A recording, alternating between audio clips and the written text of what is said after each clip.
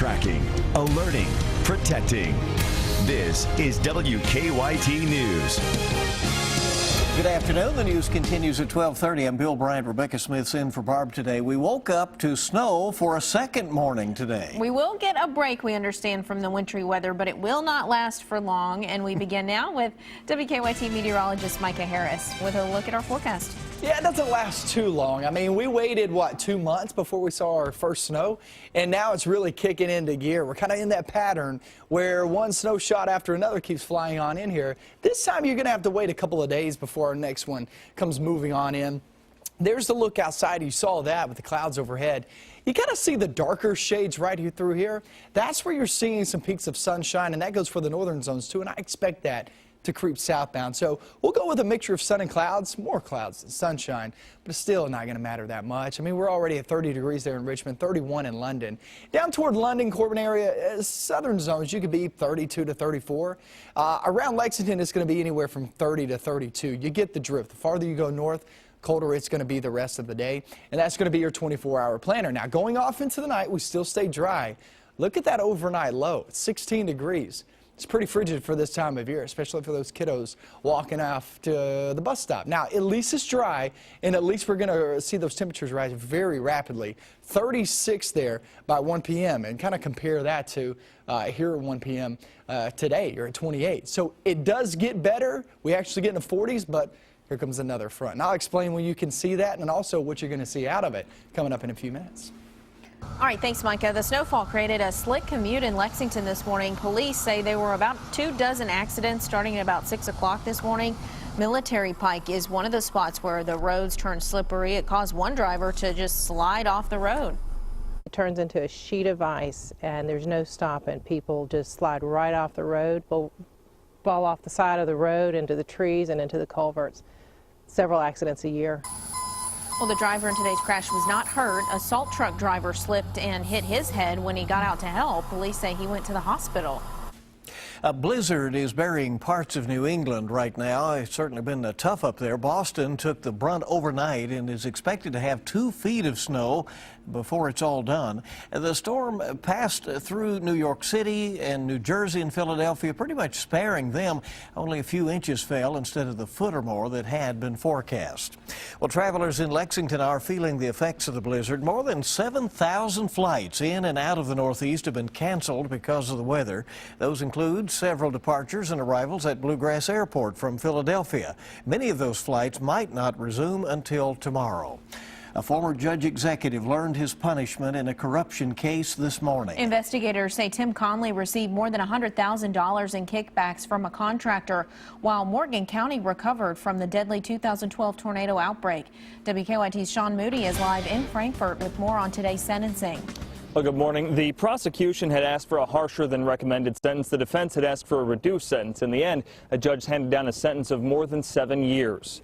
Tim Conley will report to prison in late March. The judge said he'd go to the nearest facility to his home that he qualifies for. Now, after Conley's guilty plea, the prosecution had asked that the judge sentence him to 136 months, in part because they say the crime was so pervasive and diminished public trust in government. The judge denied that request. He did praise Conley for some of the good he said he'd done for Morgan County over the years, but he said that good does not give him a pass. Now, Conley also addressed the court in that hearing. He asked the judge to think of his family. He said he was remorseful, and he said he just wanted to help people. Conley will serve 7 years and 3 months in prison. Do you feel the punishment is just? Not at this time. I just want to go home, guys. Just let me go home and be in peace. Just leave me. Now, Conley will also have to pay $130,000 in restitution. He hasn't been assigned to a specific prison yet, but he'll be required to report by March 24th. Live in Franklin County, Sean Moody, WKYT. Well, the judge also ordered that Conley pay $130,000 in restitution. A farewell today for a beloved Kentuckian. The funeral for former Governor and U.S. Senator Wendell Ford is taking place right now in Owensboro. As WKYT's Phil Pendleton shows us, some high-ranking officials from across the country are among those saying goodbye to Ford. Well, I'm told that both former President Bill Clinton and current Vice President Joe Biden will be among the 600 or so mourners inside First Baptist Church here in downtown Owensboro. Now, security is very tight. Numerous streets are closed. We even saw a bomb-sniffing dog being let in by a police officer just a little while ago. The Secret Service has planned the processional from the church to the cemetery. Ford died last Thursday at the age of 90 after his health went downhill in recent months following his bout with lung cancer. Ford went from lieutenant governor to U.S. senator, the only Kentuckian to ever do that. I'm told the church sanctuary seats 600.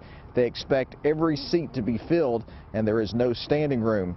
And following the service today, Ford's burial will take place in a cemetery in a private ceremony. In Owensboro, Phil Pendleton, WKYT.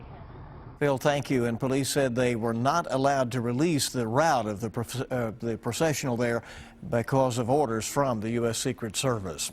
Well, a Marine killed in a car crash will receive a final goodbye this afternoon. Police say 23-year-old Tyler Scott Brewer died in a crash on Black Creek Road in Powell County over the weekend. His funeral is scheduled for 1 o'clock this afternoon, and it will be held at Emmanuel Baptist Church in Stanton. Well, a man faces a murder charge for a deadly New Year's Day crash. 26-year-old Caleb Aldridge is also charged with assault and DUI. The Madison County Sheriff's Office says he ran his car off the 4-mile road around 1:30 New Year's morning. The crash killed 23-year-old Chelsea Harnack and injured 23-year-old Amber Heller. Police say they found 3 children living in what they describe as a filthy house. Berea police arrested 29-year-old Jose Esperanza and 19-year-old Crystal Gadd after making the discovery at a home on Manelia Street last week. Police say they found trash and food all over the floor. The home had no running water. Esparza and Gadd are charged with endangering the welfare of a minor and wanton endangerment. Police say a man used heroin with 2 young children in his back seat.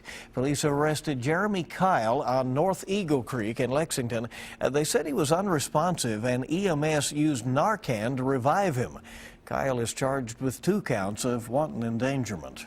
We are tracking the search for the person who broke into a Lexington gas station overnight. Police say someone smashed their way into the Sunoco on Newtown Pike. We're told the burglar stole cigarettes. Police hope surveillance video will help them make an arrest.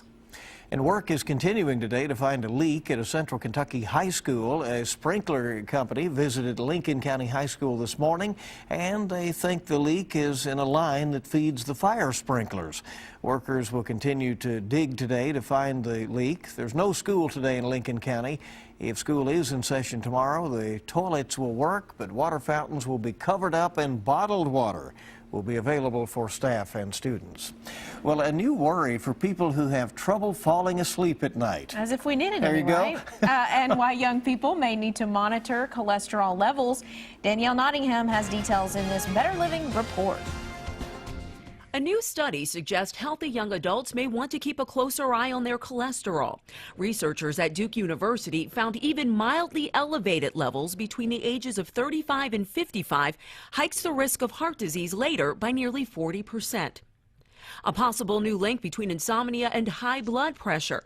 Researchers in China studied hundreds of chronic insomniacs. They found that those who take longer than 17 minutes to fall asleep at night are 400 times more likely to have hypertension.